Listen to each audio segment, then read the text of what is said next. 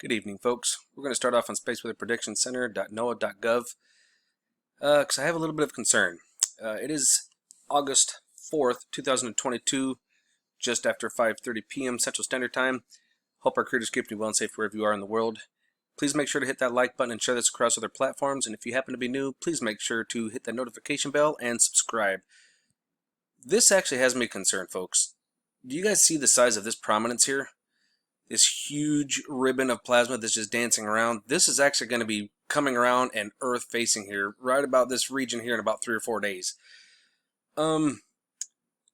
If this thing lifts off and it's coming our direction, and we take a full blow from that, that's a problem. Okay, we're talking Houston, we have a problem. Yeah, that's exactly what this is. This is so big that scientists haven't even given it a name. Like, they don't even know what to call it except for a huge prominence. Like, it's so big and massive, they're like, there's this really massive prominence. That's all that they can say it. Because usually when it gets to a certain size, they'll give it a certain name instead of just a prominence, but you know, they'll up it to something else. Well, this is like a huge pimple that's about to pop, okay? If that makes any sense. And these, now don't forget, these sunspot groups are about to be facing us, especially the bottom one I've shown you guys before. But this is so big that it's appearing over here on the 171. You can clearly see it here as well. And usually for solid plasma to appear on here, it's got to be thick. So we are looking at very thick ribbons of plasma. And I want it to just release. Like, hurry up, let go, get rid of it, be gone. Because, like I said, if this comes around and it's facing us and she comes in our direction. Now, here's the equatorial plane of the sun, okay? The equator of the sun, okay? Equatorial plane.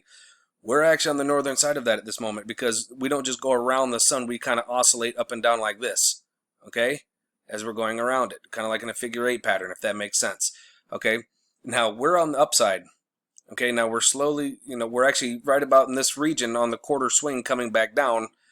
But if this thing happens to be Earth facing when it goes off, it's going to give us a major problem.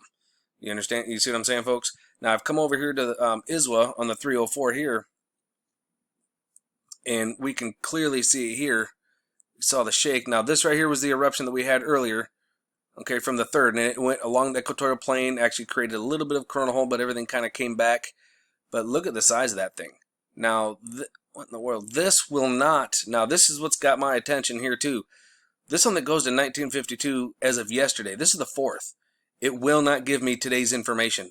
I don't know why it's not giving me today's data. But SDO, I don't know if NASA's interfering and stopping all data coming from SDO. I don't know what the deal is. Now, once again, NASA does not own these satellites. Okay, this is actually owned by the Solar Dynamic Observatory. NASA just owns the rights to be able to come in and delete or take as much information as they want, and without explanation. That's part of that's how corporations work. The only way it could get into space is for certain clauses, and that happens to be one of their clauses. Now, right here we're looking at stereo ahead. So here we can see where the limb, if this is the eastern limb, which is basically from here over is facing the Earth. This is just around the corner. Now this is from the 1st and this is from today, okay? So we can clearly see that this part here is already facing us, just this part of it right here. And this right here is going to be facing us here pretty soon too.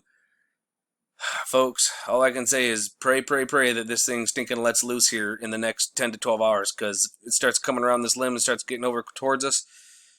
That ain't going to be good. Houston, we have a problem. Now, what do we do in a case like that, though? Well, as we know, they tell us things in movies all the time. Tinfoil hats on. Literally. Tinfoil hats. Sorry, I love this one. If you think about this, we are electric beings. Aluminum foil will actually prevent your brain from being fried. It will block out the electromagnetic frequencies and the energies that are coming in, so it will preserve your brain. They're literally telling us in movies. Keep your eyes open, folks. No fear. And remember that love is the only way forward. Solar Wolf out.